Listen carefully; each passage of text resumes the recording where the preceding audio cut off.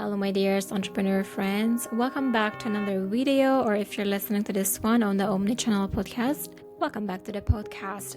Today we are going to talk about what are some of the preliminary decisions you have to make when it comes to your own online event. And before we get into that, I have been helping my clients create their online events in the past good 5 years, and I've been doing it for myself as well every single month. So based on all of that experience, I want you guys to make some preliminary decisions. Okay, so the first decision you have to make when it comes to creating your online event is how long you want your online event to be. Now, I have personally organized 3-day workshops, but I have seen my clients get very successful with just these 1-hour masterclasses. I've seen 30-day versions of it. But frankly, I would say how long you want your event to be is really up to you. Now, I also would hate if you went through a 5-day workshop and you were just testing a new offer and you figured out you spent 5 days with people and you didn't make any sale. Well, it can happen. I also want you guys to, especially if this is a brand new offer and especially if you have not done this before, maybe go with a 1-hour event or 1 or 2-hour event. It depends on that, but I don't want you guys to stretch it out for days if you are just test driving brand new offers, because the amount of energy you put into coming and showing and delivering and also doing all the prep work for each day, I imagine you would be prepping something and you're not guaranteed to sell because you've never done your offer before. You're gonna feel a little bit disappointed, and I would completely understand it, but to mitigate your risk, I always recommend to go with a 1-hour event and really try to see if you can get people to show up to that event and really over deliver and invite people to work with you. Now, I also want you to think about events in a different light, in a sense that I have been running 4 or 5-day events when I was teaching people things every day, and I made 0 sales from them. But at the same time, I was able to build relationships and authority throughout that 5 days just because I was able to showcase my people, my expertise throughout those 5 days. So those relationships are still being built as we speak, even though they didn't convert right away. Okay, they did convert later. I'm just telling you guys so that you guys are aware that it's not always going to be immediate. But especially, I was also testing a new offer back then. And if you're also testing a new offer, that might be the case for you too. Okay, so my recommendation, if this is a brand new offer, that you go with a 1-hour event, or if this is some kind of offer that requires a little bit more education. Sometimes there are offers that require you to educate your audience, to kind of help them with some of the limiting beliefs around it, and that takes a little bit of time for you to kind of go through those. So it's really up to you, but my recommendation would be to go with a 1-hour event just to begin with, because in that case you would be really pouring yourself into that 1 hour, and even if you get no sales, it's fine, you can repeat it next week or next month. It's really up to you.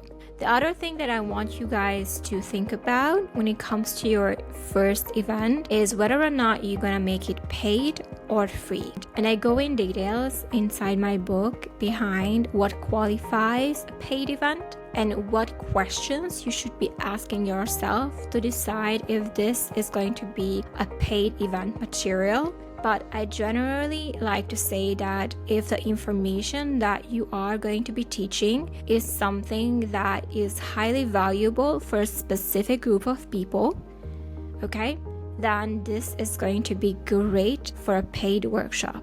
For example, if my partner was paying for a workshop that was teaching local Airbnb owners the latest regulations. Now, this information is valuable for my partner because he wants to know what the local regulations are, and he wants to get the information from someone who's already been managing an amount of Airbnb houses. So he was willing to go and pay for this workshop. But this information wouldn't be valuable for me because I don't do Airbnbs and I don't own real estate in the city. So again, it depends on whether or not this information is valuable for a specific group of people. And you can ask yourself the same question. But if this is something that you are just dabbling into and you are dabbling into establishing your business or you are dabbling into building audiences, I generally like to create free workshops or free events. The reason, very simple, is because we want to make sure that we remove the hoops on who can join the event. We need to remove that barrier because we already have some barrier around people actually showing up for the event, right? We also need to earn that because we are essentially asking for people to spend their time with us, okay? So instead of doing other things in their life, what we want them is to come and spend their precious time with us. So that's already something that we can think about. Maybe it's not monetary, but they do spend their time with you, which is their most precious resource, okay? But I generally like to keep them free to start with, and of course as you grow and if you have a very specific knowledge that is valuable for a very specific group of people, and I have a couple more questionnaire inside my book that is really helping you hone into whether or not you want to make your workshop paid or free, you can go ahead and grab it and you can read the qualification, go through the checklist. But I generally like to say that it should be free. Now that you made a decision on whether or not this is going to be a free or paid event, or you made a decision how long you want your event to be, it's time for you to think about what you want to offer. And generally, I have a couple of tips here. The very first tip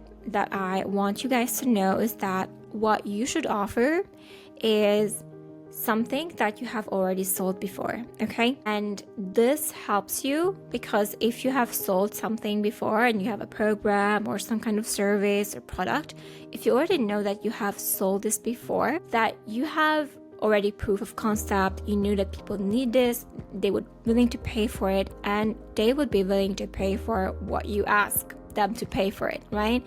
So you have a proof of concept. All you want to do is you want to scale it up. You want more people to buy in, essentially. And that's what you would be using your online event for. The second thing that I always recommend to people, if this is a brand new offer, then you would want to experiment. And I see people experiment with brand new offer, and that's completely fine, okay? And it might work or it might not work. And I also saw my clients, we do repeatedly the same offer and we're doing it every other month, and that's completely fine too, because sometimes people would need to come to one event and then they would get exposed to this offer the first time. They would be like, this is interesting, maybe not now, and then they would come to the event again. They would come and listen to it from a different angle and they would think about it once more. So what we want to do in that scenario is we want to see, okay, is this offer selling? If so, let's keep going and let's refine our messaging, let's refine the way we speak about it, let's refine the way we present it, and we will get more sales. And that's kind of what has been happening for us too. And again, most business owners, especially if this is a brand new offer, you know, it might take some experimentation, the way you angle it, the way you talk about it, for people to really hit home.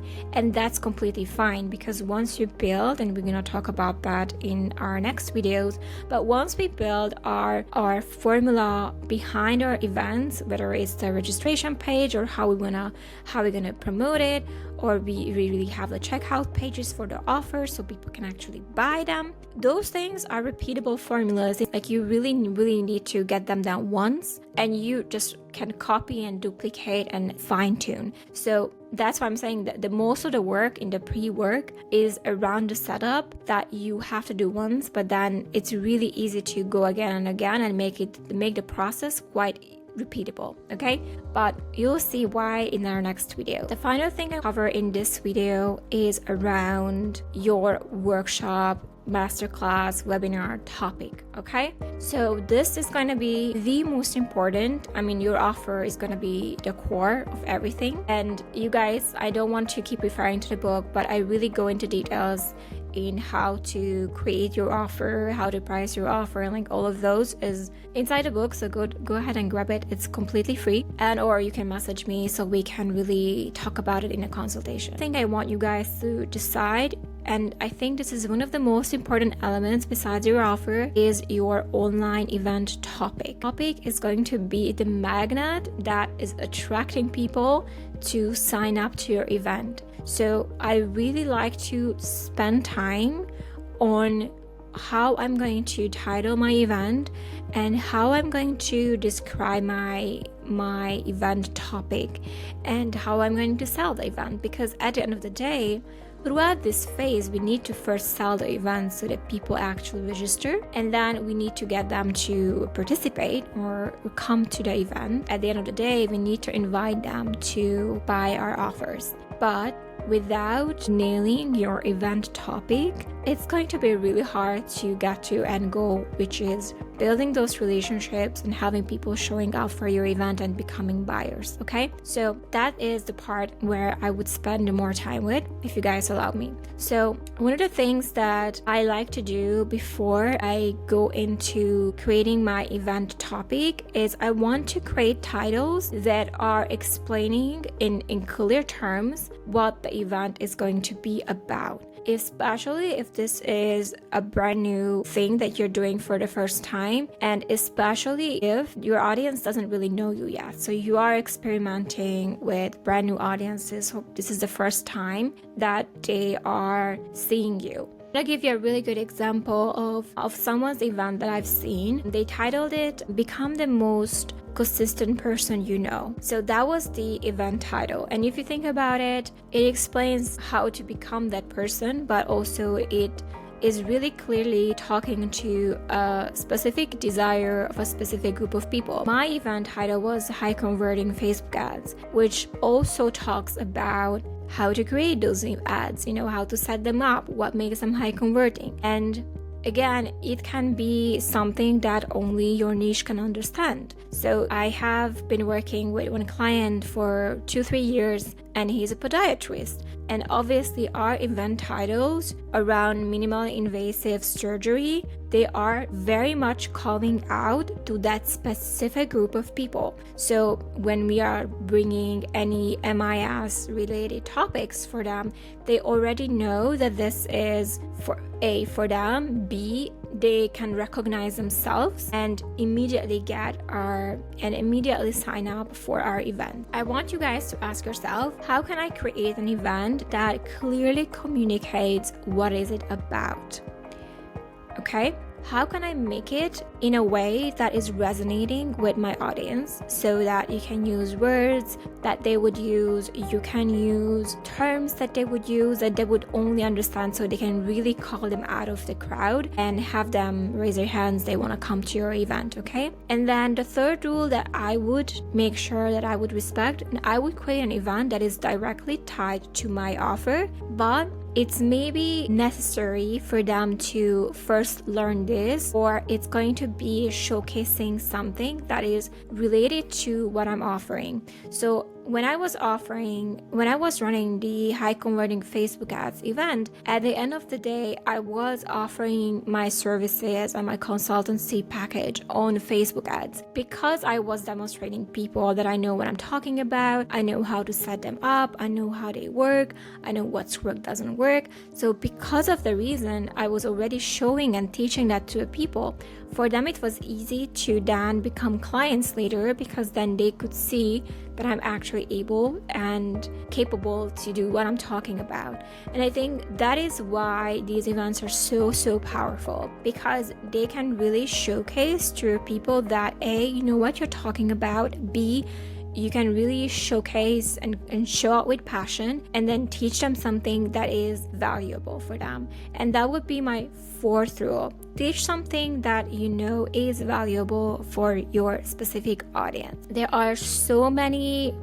surface level desires that people like to sell into. I personally like to go deep and find something that I know that they would really want. Okay guys, the other thing I want to add here, because I know there's a lot of people who have a very specific spiritual language, and you want to give some kind of name that is the concept, almost like the concept name, that is maybe it's not really describing what the event is about, But I feel like that's a completely different type of business structure. If you have already built trust with people and authority in your space, you can put out event titles like The Vortex, and have people still join because you have already proven with years and years and years and years and years of showing up that whatever you're putting out there, it's valuable, because you have already showed that to people throughout repetition. You built your reputation, so that case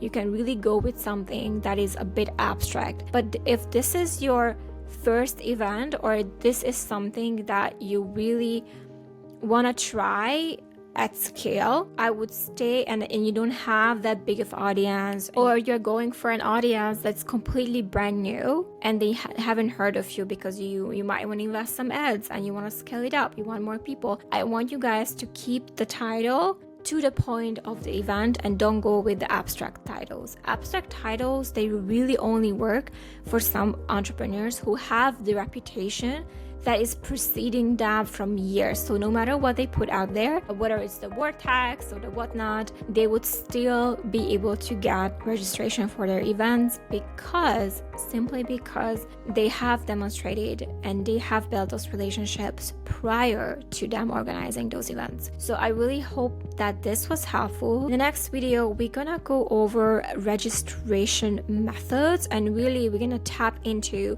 exactly how to set these events up.